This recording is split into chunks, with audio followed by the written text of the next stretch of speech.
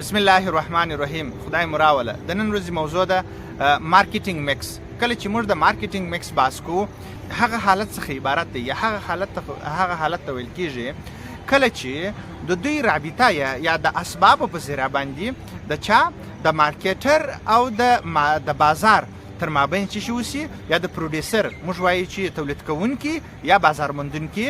هله خودی موږ تاسو ویلی سو چې مارکیټر یا پروډیوسر تولید کوونکی یا څوک یا بازار موندونکی رابطه ولري د چا سره، د یو اسبابو په ذریعه باندې د دوی رابطه وساسي د مارکیټ یا د بازار سره. مارکیټ په بازار خو بیا نو موږ بس د کسټمر څخه کوو چې ورې ګراکان سته نه د موږ د مارکیټ نوم په دې ورکوو چې په مارکیټ کې هر څه سته، ډیماند سته، تقاضا سته، ګراکان سته، مصرف کوونکي ټوله سته. نو موږ مجموعي لغت راخلو چې دا څه شی دی، دا د مارکیټ سره هغه اسباب چې د مارکیټ سره وصل کی، نو عبارت موږ وایو د مارکیټینګ میکس څخه دی.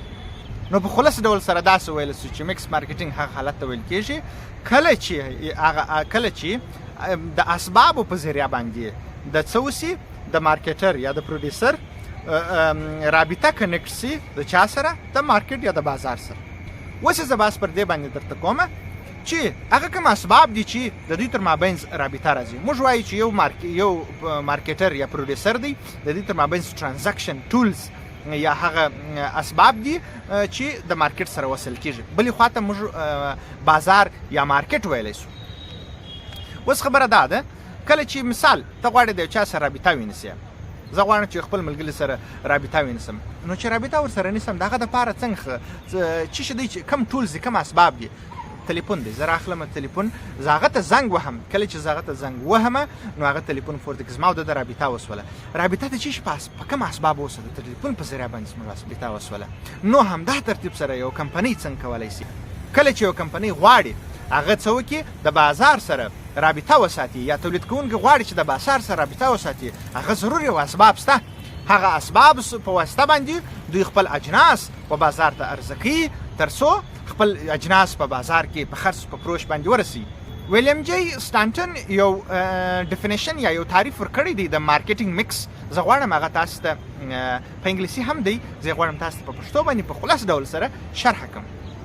د مارکیټینګ میکس لغت د هغه حالت څخه عبارت دی، او دا په اصل کې هغه څلور عناصر چې په میکس مارکیټینګ کې استعمالیږي د هغه څخه جوړ حالت دی چې د یو کمپنۍ د بازار موندنې د سیستم د اصلي منابع څخه بحث کوي، د اصلي هدف څخه بحث کوي، یا هغه اصلي کور هدف یا هغه اصلي هدف څرګندوي. مثلا تولیدول، د جنس تولیدول، د نرخ ساختمان، یا موږ وایو چې د پرایس سټرکچر، د پروموشنل اکټیویټیز، هغه کړنې چې زموږ اجناس په بازار یا مارکیټ کې پر مخ باندې بوزي، او د توزیع سیستم.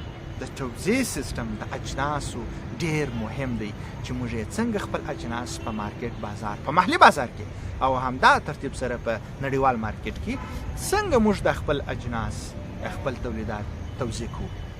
نو دا تعریف ویلیام جی سټانټن کړی دی.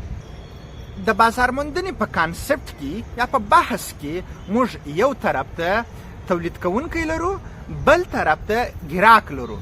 کله چې یو طرف ته تولید کوونکی ولرې، بل طرف ته ګراک ولرې، دا څه معنا؟ دا معنا ده چې دوی تر مابین زموږ یو د وصل نقطه باید واوسیږي. لکه ما چې مخکې مثال درکړی، یو انګریډینټس باید واوسیږي، یو ټولز یا ترانزیکشن باید واوسیږي، تر څو دوی دواړه سره وصل کړي او څه شي وسي، او تر څو دا د مارکیټ یا د اجناسو د خرید ذریعه وګرځي، یا دوی دواړه سره وصل کړي. دوی دواړه څوک؟ بازار او تولید کوونکی، یا مصرف کوونکی یا تولید کوونکی. اصل کې د دې دوه په مابینځ کې دا رابطه باید څوک مخ ته بوزي.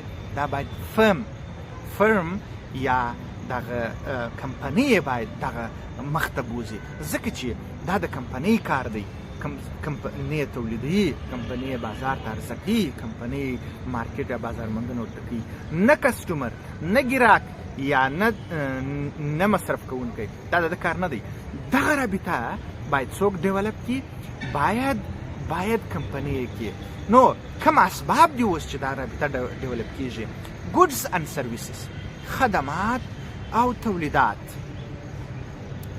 نرخ ښودنه، ډیزاین ورکول خپل اجناسو ته، پاک کول کله چې پیک کې په کاټن کې واچي، نرخ ټاکل ډیر مهم دي کله چې تولید وکړي، او په همدې ترتیب سره نوم ورکول او په بازار په مارکیټ کې توزیع کول، د توزیع سیستم. دا ټول کړنې یا دا ټول شیان باید څه وشي؟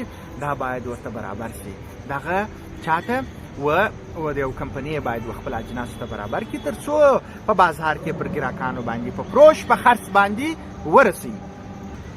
نو ټولې دغه فیصلې، ټولې دغه کړنې و څه شي جوړي؟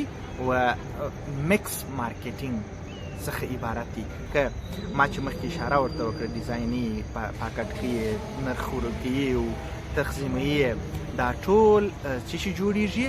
دا یو ګډ موږ وایو چې ګډه بازار موندنه یا مکس مارکیټینګ جوړي. ډیره مننه، سلامت اوسئ. آینده درس کې د مکس مارکیټینګ 4 ایلیمنټس دي یا عناصر دي، هغه درته تشریح کوم په خلاص ډول باندې. په دعاو کې مې روئ، آباد، سرلوړي، کامیاب اوسئ.